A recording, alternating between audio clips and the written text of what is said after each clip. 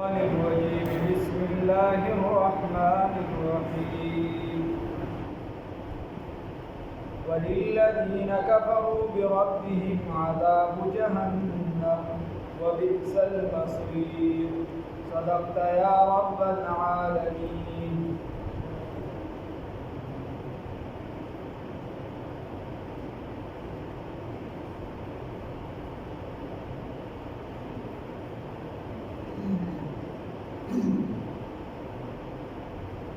مخکې تذکره هغه د الله رب العزت په وحدانیت باندې دلایل تیر شو.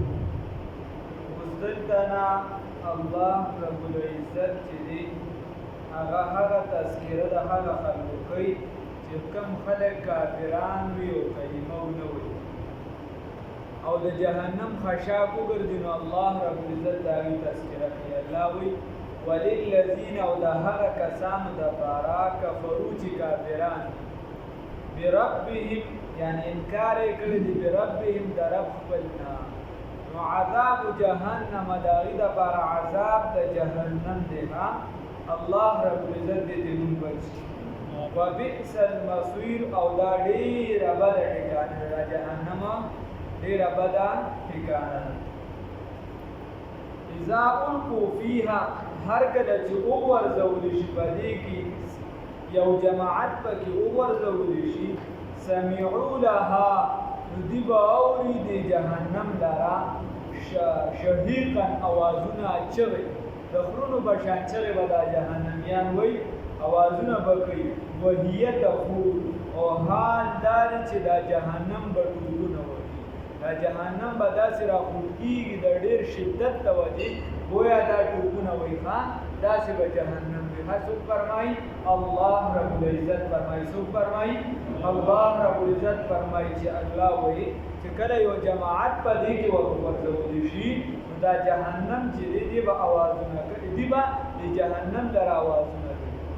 د هغې نه به اواز اوري، به د هغې نه اوازونه. مطلب دا دی چې دی به پکې دومره په شدت سره به اوازونه وي، دومره به چغې وي چې دی به په هغې کې تش دا چغې او اوازونه اوري، گویا د هغې نه راځي. وهیه تفور او حال دا دی چې دغه جهنم به ټوپونه د ډېر شدت د وجې وي، دغه اور او دې کې تکادو تمیزو الله وی تکادو نزدې ده، قریبه ده. څه شی ده؟ نزدې ده، قریبه ده. تمیزو چې دا جهنم چې دی دا اوښتېږي. څه وشي؟ اوښتېږي. من الغیظ د ډېرې غصې د وجې. دا چې نن مقوله ده، پښتانه مو یو بل ته چې څوک ډېر غصه وي څه شتېږي شتېږه. نو الله رب العزت فرمایي وی دا جهنم به د ډېرې غصې د وجې نږدې ده چې اوښتېږي. او بل ځای کې الله رب العزت فرمایي وی دا جهنم به الله ته آواز کوي هل من مزید، خدایا نور خلک راواچوه، تا خو ما سره وعده کړې وه چې تا به ډکوم، نو نور خلک راواچوه ما ته، نور خلک راواچوه. الله دې بچي. نو الله فرمایي تکادو قریبه ده، تمیزو چې وشتېږي دا جهنم من الغیظ د ډېرې غصې د لاسه، د څه نه؟ د ډېرې غصې د لاسه. نو دا دا غصه چې ده په ناجایزه دا نه ده پکار. حدیث کې راځي رسول الله صلی الله علیه وسلم ټول وایي صلی الله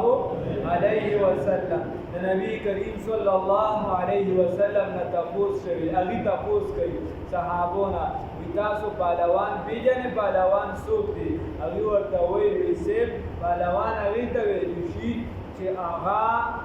خلک راغورځوي، خلک راواچوي. رسول الله صلی الله علیه وسلم ورته فرمایي نه، وی پهلوان هغې ته ویلی شي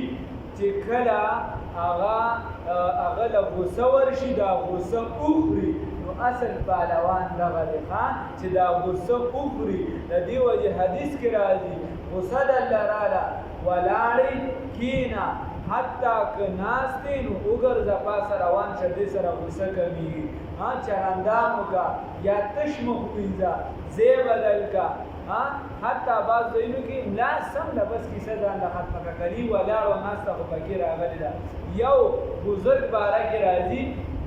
یا هغه چې دي نو هغه له یو پېره غوسه ورغله چې غوسه ورغله نو هغه په خټو کې ولاړ و एकदम هلته کې کېناسته چاودي صاحب خټې ته څه کوي جامې دې ټولې خرابې کړې په خټو کې کېناستې او دې د رسول الله صلی الله علیه وسلم په حدیث مې عمل وکړو حدیث کې راغلی دی چې کله غوسه درغله ولاړې کېنه مطلب دی چې د شدت د غوسې کېني دکه شان په ځای ولاړې لاړ شه روان شه دغه ځای بدل کا کوټه بدله کا کور بدل کا لارې ته وځه بل چې ستا د غوسه کې کموالی راشي ځکه چې انسان کله غوسه وي نو د ده د خولې نه کفریات هم ووتې شي او نور غلط الفاظ هم ترې وتې شي د دې وجې ځان وي د غوسې نه لرې کا غوسه کې به ته کنځلې کې او تا ته پته د قرآن کې چې الله تذکره کوي نو الله وایي ای دا عامې کنځلې زمونږ پرېږده چې لور خور مور او دغه کنځلې الله چې عام الکعبه دا مونږ چې وایو کاشي او پلانکی او خپل نوم ورپسې جوړو الله د دې باره کې وایي ولا تنابزوا بالالقاب یو بل چې دي نو دا مه مسما کوئ په غلطو نومونو سره بئس الاسم الفسوق بعد الايمان وې د ګناه نه پس سخترینه ګناه ده ایمان نه پس سخترینه ګناه چې چا ایمان نه راوړي وې د هغې نه پس سخته ګناه چې ده هغه یو بل ته غلط القابات او غلط نومونه اخیستل ټول پکې اخیستل الله مې بچي د دې وجې غلط نومونه دا یو بل ته نه اخیستل کنځلې نه کولو چې ته غوسه یې نو ستا د خولې نه هر څه وځي د دې وجې رسول الله صلی الله علیه وسلم فرمایي چې د ټولو نه څوک پهلوان څوک دی هغه دی چې د غوسې په وخت خپله غوسه کنټرول کړي وکړي نو تکادو تمیزو د غصې نه اوس ته به چې بیا د غضب په انسان کې دا مختلفې مادې دي صبر دی غضب دی تکبر دی دغه شان حسد دی دا الله رب العزت د انسان په بدن کې پیدا کړي دي کله دې د ضرورت هم راځي د ضرورت په وخت استعمالولی شي لکه الله رب العزت د مؤمن صفت بیانوي چې اشداء علی الکفار دا مؤمن به د کافرانو په مقابله کې سخت هلته اوس سختي ده هلته غوسه کوه هلته غضب دکه شان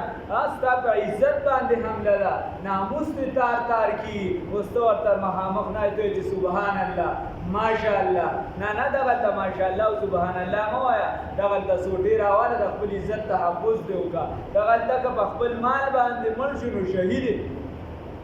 د دې وجې دا په ځایونو کې دغه شان التکبر مع المتکبرین عبادت دا چې بېځایه تکبر کوي ته د دین کار کې هغه در سره تکبر کې لګیایي دغلته ورسره بیا هم ته چې ته هم ورته سینه راوباسه که ته 2 روپۍ ګټې نو زه د دین کار کوم الحمدلله دغه شان ته حسد دی رسول الله صلی الله علیه وسلم فرمایي من احب لله وابغض لله ومنع لله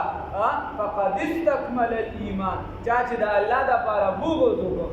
د الله دپاره چې دی نو دو منع وکړه د یو کار نه د الله دپاره محبت وکړو نو دا فقد استکمل الایمان دا کامل ایمان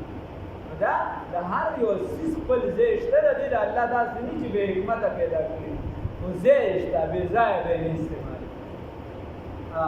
الله دې راله توفیق راکړي ګوره ماشوم به چیرې دی نو کله ورسره د رحم معامله کوه په رحمت ورسره چلیږه استاد کله چې دی د رحم معامله د شاګرد سره کوه کله پیري د شاګرد سره د رحم معامله کوه کله ناکله د سره سختي کوه غضب واله لږه رنګ ورته ښایه چې دی خرابېږي نه که تش دی لرې ورکړه چې نرمي دې کوله نو خراب به شي او که تش چې دی د سختۍ طرف ته لاړې بیا نو د دې وجې دواړه اعتدال د دې وجې نور الانوار والا په سر کې د اسلام تعریف چې کوي یو خبره پکې دا کوي چې زمونږ دین چې دا اعتدال والا دی بیا پکې نور مختلفې کیسې دواړو کې به چلېږي الله فرمایي تکادو قریبه ده تمیز من الغیظ چې څه وشي چې دا جهنم وشلېږي د غصې د وجې کلما نو هر کله القي فیها چې اچولی شي په دې کې فوج یو جماعت چې کله پکې یو ډله ورنږدې شي اوس ته به وایي چې جهنم خو هلکه د یو کس به ځان له حساب کېږي تاسو به حدیث اوریدلی رسول الله صلی الله علیه وسلم فرمای من تشبه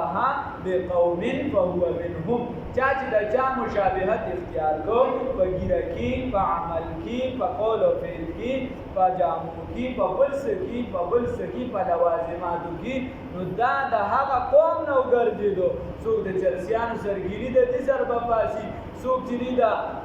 د پوډریان داسې مختلف جماعتونه دي نو د هغه ډلې سره الا که الله رحم وکړي بیا له معامله ده دکه شان بیا د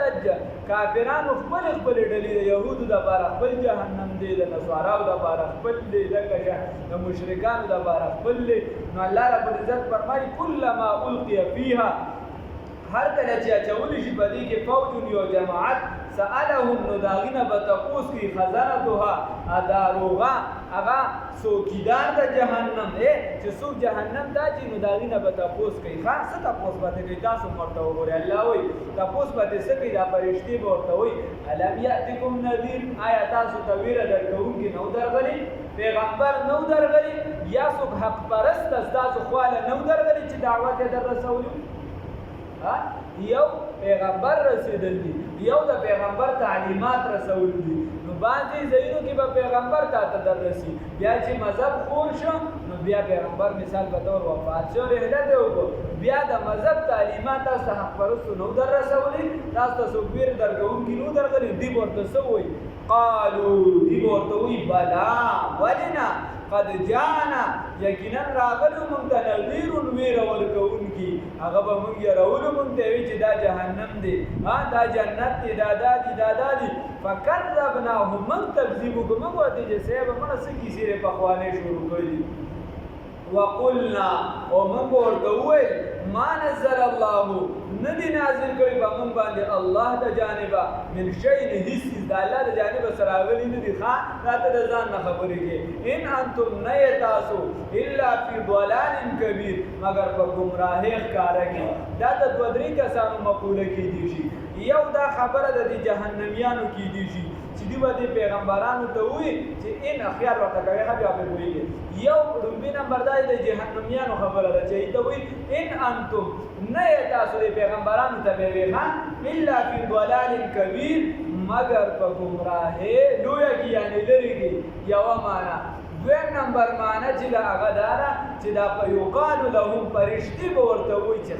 تاسو به داسې کار کو نو ان انتم الا فی ضلال کبیر نه تاسو مگر په گمراهی لري کې او دریم نمبر خبره دا ده چې دی پیغمبرانو ورته په دنیا کې به وي چې دا تاسو څه وایي موږ خو د الله د طرفه را باندې کتاب او صحیفې راغلي دي یا وحی راغلی ده او دا تاسو چې په موږ کوم الزام لګوئ نو ان انتم نه تاسو الا فی ضلال کبیر مگر په گمراهی ښکاره کې درې ورسئ وقالو دی بوئی لو کننا کاش سشی کاش چې منگا نسمعو چې اوریدلم کولی شي او نعقلو او یم د عقل نه کار اخیستلی بخپله پوهېدو ما کننا نو نبو منگا فی اصحاب السعیر و صاحبانو د جهنم کې منگ با دیکنو وقالو دی بوئی لو کننا کاش چې وی منګه نسمعو چې مقلدین وي او نعقلو یا خپل مجتهدین وي د قران نم خپل استنباط د مسائلو کول شي خپل په قران پوي دي نو توحید به مراټینګ کړیو رسالت د رسول الله صلی الله علیه وسلم بنیادی مسله ده او یا چې دغه خلقو پسې تلو په دغه لار باندې سم نو درې قسمه ډلې دي په دنیا کې یو چې دي هغه غیر مقلدین دي نو هغه امامان دي چې خپل مجتهدین وي خپل د قرآن نه مسائل ریخېږي استنباط او اخذ د مسایلو کولی شي نو دا غیر مقلدین هغې له پکار دي چې هغه غیر مقلد وي او دویم نمبر ډېره مقلد دي لکه ما او تا چې یو موږ قرآن او حدیث پسې ځو دا امامانو پسې ځو هغې قرآن او حدیث نه مسایل اخلي د هغې په رڼا موږ ځو او سبا امام صاحب ویلي چې کوم دی زما مسله د قرآن او د حدیث مخالف وه هغه راواله دیوان دی راوله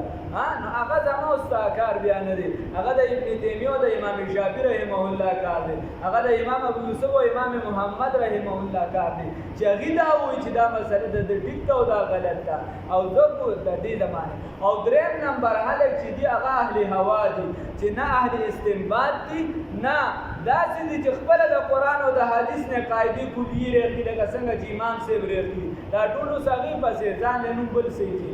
او نه چې دی مقلد وي دغه امامانو پسې نه ځي نو دا اهل هوا دي دا یو مسله د یو ځای نه رالي بله د بل ځای نه رالي بله د بل ځای نه رالي چې کوم یې خوښه وي بس هغه په هغې عمل کوي هغه یو وي هلکه زه په هر مذهب عمل کوم نو ما ورته په کوم یو کې امام شافعي رحمه الله فرمایي چې په مانځه کې د بدن نه وینه روانه شوله نو بیا چې دی اودس ترې مات شو امام ابو حنیفه نه ماتېږي امام ابو حنیفه رحمه الله فرمایي چې وینه د معمولي د ځای نه مخوا شو اودس ترې مات شو امام شافعي رحمت الله علیه فرمایي چې د بدن شرمګاه سره یعنی مخکې شرمګاه سره د لاس ولګېد اودس ترې مات شو امام ابو حنیفه رحمت الله علیه فرمایي چې د بدن جز د اودس نه ماتېږي امام شافعي رحمت الله علیه فرمایي چې زنانه سره د اسم لاس کټ شو اودس ترې مات شو امام ابو حنیفه رحمت الله علیه فرمایي چې نه ماتېږي په دې سره اودس څنګه د مس نه مراد قرآن کې چې دی هغه نزدېکت د بیبي دی بیا په کومه مسله به دې کې په دې به عمل کوي که په دې کې به یو خو په دواړو عمل نه کوي اوس ته به وایې چې یو مسله ده څنګه نو حدیث دواړو سره شته خو هغې ته لاندې یو قاعده پرته وي په هغې بیا بلا مسایل راوځي نو چې دغه یو قاعده منې د امام شافعي صاحب دې ځای کې دا نرمه مسله منې مثال په توګه چې وینه د بدن نه راوځي ده نو دلته کې به ورسره بیا دا منې چې زنانه سره د لاس ټچ شو نو اودس په دې ماتېږي نو اوس په دې کې راغلې ده امام ابو حنیفه صاحب مسله لکه څنګه چې حرمینو کې په ځان اوس لاګو کړې ده او دې بله کې راغلې د امام شافعي صاحب مسله چې هلته د ستنې ته ډډه والي کعبې مبارکې ته د خپې اوږدې کړي او خراړې وې او چې څنګه چې دی هلته جمع ودرېږي دلته ته راځي ته په جمع کې شاملېږي نه یو مذهب یا به د یو او په خدای یقین وکړه لږې دې په کجورې بندې کړي هر څه به بندې بیا به نه اختلافات وي نه به یو څه بل سي دا ټول دا یې کجورو زور وقالو وایي لو کنا وای به دې کاش وي منګه نسمعو چې اورېدلم کړی وي او نعقلو یا پوهېدې نو ما کنا کاش چې موږ اورېدل کولی شوې یا هم د عقل نه کار اخیستې نو په ځان خو به هم نه را باندې کړې په زوره به هم ځان له په دنیا کې هم جهنم نه کتلې او نه به موږ فی اصحاب السعیر د صاحبانو د اور نه فاعترفو دی به ګنوي اعتراف هم په ګناه ګنو کیسه سمه شو الله وي دی به اعتراف وکړي بذنبهم په ګناه خپله باندې خو فسحقا الله وایي د دوی دپاره څه شي دی بعدا لرېوالی دی لرېوالی د رحمت نه دی یا هلاکت دی د دوی دپاره دویمه معنا او درېیمه معنا یې مفسرین کوي چې دا سحق دا په جهنم کې د یو صحرا نوم دی څنګه چې جهنم کې وعدې دي او جهنم کې د اوبو یا هم انتظام دی چې هغه اوس کې کله نو کلمې به دی چې دی لاندې په اندامونو ځي الله هم وساتي دکه شان دا سحقا یو صحرا ده وچه دشت هلته کې د جهنم ګورې د دنیا غنا نو هغه ته مراد ده د دې لپاره به هغه وي الله هم وساتي الله وی فسحقا پس هلاکت دی د دوی لپاره د چا لپاره د اصحاب السعید لپاره د خاوندانو د اور الله وی اوس د دې په مقابله کې هغه کسان دي ان الذين یقینا هغه کسان یخشون ربهم چې د خپل رب نه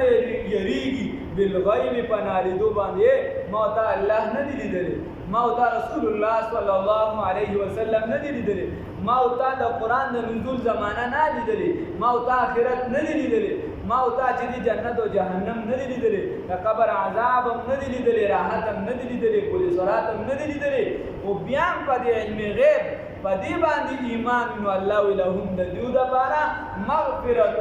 مغفرت دی و اجر کبیر او لوی اجر دی الله دې رانصیب کړي او یو معنی بل هم کېدی شي ان الذين یقینا هغه کسان یخشون ربهم چې یریږي د رب خپل نه بالغیب ای بالقلب په زړه کې د خدای نه یریږي په څه کې یریږي په زړه کې یریږي لهم د دوی دپاره مغفرت و اجر کبیر مغفرت او لوی اجر دی الله وایي واسروا قولکم ای کاکا که ته پټوې خبرې لره او اجهروا یا ښکاره کوي به دغې خبرې لره انه یقینا دغه الله علیم پوهه دی بذات الصدور پر رازونو د سینو باندې د زړونو پر زړه کې چې ستا کوم راز دی کوم خبره پټه ده په دې باندې څوک عالم دی الله رب العزت خان رسول الله صلی الله علیه وسلم د یو زوی راغی هغه ورته وایي صاحب وایي زما مال دی نو پلار مې دې مال لګوي او دا کوي او دا کوي او دا کوي نو پلار هغه ورته وایي چې ورشه ستا پلار خو ډېر ظلم کوي ته دې دا پلار راوله چې هغه پلار پسې روان شو نو دلته جبرائیل امین چې دی هغه د هغه پلار دی چې کله دا وایي چې رسول الله صلی الله علیه وسلم دې غواړي نو هغه پوه شو چې دغه زما شکایت کړی نو را روانو په زړه کې هغو عربو کیسه د تاریخ به اشعار جوړ دوه سوه اشعار به په یو ځای یادول او جوړول دي نو هغه چې را روانو په لاره لارې شعرونه جوړ کړل رسول الله صلی الله علیه وسلم دا هغه د خولې نه نور یې زړه کې جوړ کړ جبرائیل امین والله رسول چاله رسول الله صلی الله علیه وسلم درا چې رسول الله صلی الله علیه وسلم ته څنګه پلار مخامخ شو ورته وی هغه اشعار راته وایي چې کوم دې اوس جوړ کړ هغه ورته وی تا ته غم رب را رسول وی قربان ستا د رب نه چې کوم اشعار لا زما غوږونو نه دي اورېدلې هغه تا ته الله رب العزت په ذریعه د وحي راورسول نو الله وی واسروا قولکم خیر هغه بیا اوږده کیسه ده خو هغه پلار ورته هغه اشعار وی چې ته به ما په اوږه کېنولې او تا به چې خبره کوله او ما به ښکلولې او ما به دا کول ما به دا دونه زحمت برداشت کړه دا خو چې کله وخت د دې راغی اخره کې وایي چې زه اوس په تا باندې تکیه وکړم اوس زه د دې چې په تا به راسه اعتماد وکړم نو ته راغلې او په دې دومره لوی دربار کې د رسول الله صلی الله علیه وسلم په خوا کې دې زما شکایت وکړم چې کله دا اشعار وي د رسول الله صلی الله علیه وسلم د سترګو مبارکونه اوښکې روانې وي او تیدرشه ولارشه انت و مالک لابیک تو او ستا مال چې دی دا ستا د پلار دي ښه نو الله وایي واسروا قولکم وایي که تاسو پټوئ خپلې خبرو لره او جهرو یا ښکاره کوئ به دغې خبرې لره انه یقینا دغه الله تعالی علیم پوهه دی بذات الصدور په رازونو د سینو باندې الا خبردار یعلمو پوهېږي یا لا نافیه ولا الا ولنا الا یعلم آیا نه پوهېږي من هغه څوک خلقه چې هغه پیدا کړي هغه نه پوهېږي ولې په دې څیزونو وهو اللطیف ودغه الله تعالی بارک بین دی او الخبیر خبردار دی الله څه دی بارک بین دی ته معمولي نقطه الله راټینګوي چې تا ته الله ته پته ده ستا په زړه کې معمولي خبره تېره شوه الله دې علم دی او الله خبردار دی ښه الله دې عمل کولو توفیق راکړي وللذین او د پاره د هغه کسانو کفرو چې کافران دي بربهم پر خپل باندې یعنې د رب نه انکاریان دي د دوی د پاره عذاب د جهنم دی او دا ډېره بده ټکانه ده الله دې بچي اذا په هغه وخت کې القو چې واچولی شي فیها په دې جهنم کې سمعوا لها نو دي به اوري دغه جهنم لره شهیقا اوازونه وهي تقول او حال دا دی چې دغه جهنم به ټوپونه وهي تکادو تمیزو نزدې دي چې دا اوښکېږي دا جهنم من الغیظ د غصې نه کلما هر کله القیا چې اچولی شي فیها په دې کې فوج یو جماعت سألهم نو سوال به وکړي د دوی نه خزنتها هغه داروغه د جهنم الم یاتکم آیا نو راغلی تاسو ته نذیر یو ویره ورکوونکي قالو دي به ووایي بلا ولنا قد جاءنا یقینا راغلی موږ ته نذیر ویره ورکوونکي فکذبنا بس من تکذیب وکړو پیغمبر ته به وایي چې دروغ وي وقلنا او موږ وویل ما نزل الله نه دي نازل کړي موږ ته الله رب العزت من شی څه من انتم نه تاسو الا فی ضلال کبیر مگر په گمراهۍ ښکاره کې وقالوا وایدي لو كنا کاش چې وي بیا به هلته څه وایي کاش چې وي موږ نسمعو چې اورېدل هم کوي ونعقلو یا د عقل نه هم کار اخیستی ما كنا نبو موږ فی اصحاب السعیر په صاحبانو د جهنم والا کې واعترفوا اعتراف به وکړي بذنبهم د ګناه خپلې فسحقا نو بس لرېوالی دی هلاکت دی یا صحرا د جهنم ده د اصحاب السعیر دپاره د صاحبانو د اور ان الذین یقینا هغه کسان یخشون ربهم چې یریږي د رب خپل نه بالغیب پناه لیدو لهم د دوی دپاره مغفرة بخښنه ده او اجر کبیر او لوی اجر دی الله دې رانصیب کړي واسروا قولكم او تاسو پټوي یوي خبرې لرا او جارو یا اخکار کوي به لرا انه یقینا الله تعالی علیم فوهدی بذات الصدور برازونو د سینو باندې ملا خبردار یا الا يعلم الا ولنا الا يعلم آیا نبوهی من رسول خلقا چې پیدا کړی دی هر څه لرا د انسانانو کائنات لرا او هو اللطیف ودغ الله تعالی بارک بین دی الخبیر خبردار دی